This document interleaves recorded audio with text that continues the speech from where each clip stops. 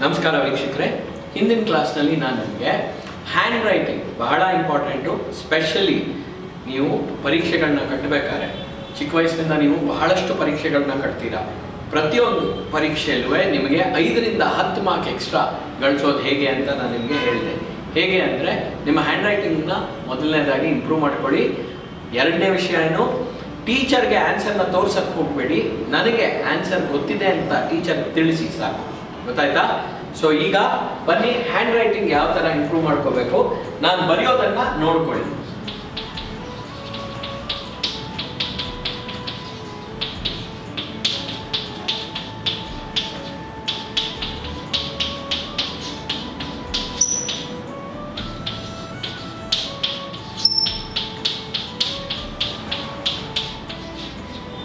ನೋಡ್ಕೊಳ್ಳಿ, ಇಲ್ಲಿ ನಾವು ಬರ್ದಿರೋದನ್ನ A to Z ಬೇಕು ಅಂತ ನಾನು ಫಾಸ್ಟ್ ಆಗಿ ಬರೀತೇನೆ ಅಲ್ವಾ?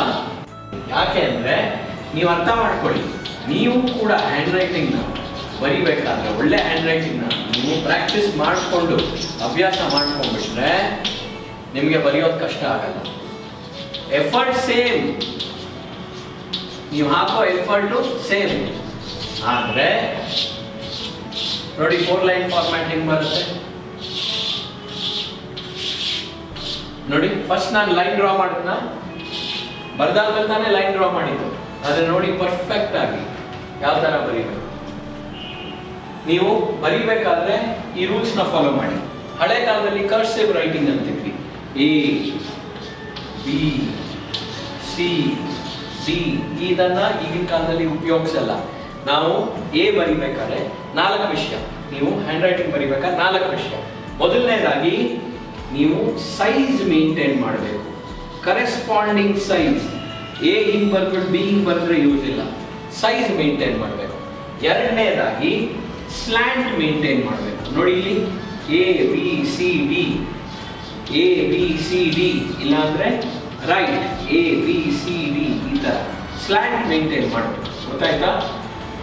ನೆಕ್ಸ್ಟ್ ವಿಷಯ, ಸೈಜ್ ಆಯ್ತು, ಸ್ಲ್ಯಾಂಟ್ ಆಯ್ತು, ಶೇಪ್ ಮೇಂಟೈನ್ ಮಾಡಬೇಕು. A ಎಲ್ಲ ಕಡೆ A ಹಿಂಗೆ ಇರಬೇಕು. ಒಂದ್ ಕಡೆ A ನ ಹಿಂಗ್ ಬರೆಯೋದು, ಟೆಂಟ್ ಕಟ್ಟೋದು, B ನ ಹಿಂಗ್ ಬರೆಯೋದು, ಈ ತರ ಎಲ್ಲ ಮಾಡಬೇಡಿ. ನೋಡಿ, ನೀವು ಬರಿಬೇಕಾದ್ರೆ A B C D E size, slant, shape, structure perfect ಇಟ್ಕೊಳ್ಳಿ. ಸ್ಲ್ಯಾಂಟ್ ಸರಿ ಇದೆಯಾ, ಕರೆಸ್ಪಾಂಡಿಂಗ್ ಸೈಜ್ ಸರಿ ಇದೆಯಾ, ಇದನ್ನ ನೀವು ನೋಡ್ಕೊಂಡ್ಬಿಟ್ರೆ, ಈ ಚಿಕ್ಕ ಚಿಕ್ಕ ವಿಷಯಗಳನ್ನ ನೀವು ನೋಡ್ಕೊಂಡ್ರೆ ನಿಮ್ಮ ಹ್ಯಾಂಡ್ ರೈಟಿಂಗ್ ಪರ್ಫೆಕ್ಟ್ ಆಗೇ ಆಗತ್ತೆ. ವೀಕ್ಷಕರೇ ನೋಡಿ, ನೀವು A ಬರ್ದಾಗ ಈ ಥರ ಟೆಂಟ್ ಕಟ್ಟಬಾರ್ದು, B ನ ಹಿಂಗೆಲ್ಲ ಬರೀಬಾರ್ದು, C ನ ಈ ಥರ ಬರಿಬೇಡಿ, D ಹಿಂಗೆ ಬರೆಯೋದು. ಪಾಯಿಂಟ್ಸ್ ಕನೆಕ್ಟ್ ಆಗಬೇಕು. ನೋಡ್ಕೊಳ್ಳಿ, ಇಲ್ಲಿ A 3 ಪಾಯಿಂಟ್ ಕನೆಕ್ಟ್ ಆಗಬೇಕು, B ಪಾಯಿಂಟ್ಸ್ ಕನೆಕ್ಟ್ ಆಗಬೇಕು, C D E. ಗೊತ್ತಾಯ್ತಾ?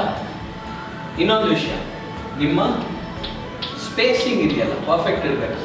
A ಬರೆದು ಬಿಡೋದು ಹಿಂಗೆ, ಆಮೇಲೆ B ಹಿಂಗೆ ಬರೆಯೋದು, C D E ಅಂತ ಬರೆಯೋದು, F ಈ ಥರ ಸ್ಪೇಸಿಂಗ್. ನೀವು ಲೆಟರ್ಸ್ ಬರಿಬೇಕಾದ್ರೂ ಜೋಪಾನಾಗಿರ್ಬೇಕು, ಹಾಗೂ ವರ್ಡ್ಸ್ ಬರಿಬೇಕಾದ್ರೆ this is to ring to. ನೋಡ್ಕೊಳ್ಳಿ, ಇದು ಸ್ಪೇಸಿಂಗ್ ನೋಡ್ಕೊಳ್ಳಿ, ಯೂನಿಫಾರ್ಮ್ ಸ್ಪೇಸಿಂಗ್ ಇರಬೇಕು. ಗೊತ್ತಾಯ್ತಾ? ಸೊ ಇದನ್ನು ನೀವು ಫಾಲೋ ಮಾಡಿದ್ರೆ ತುಂಬ ಹೆಲ್ಪ್ ಆಗುತ್ತೆ.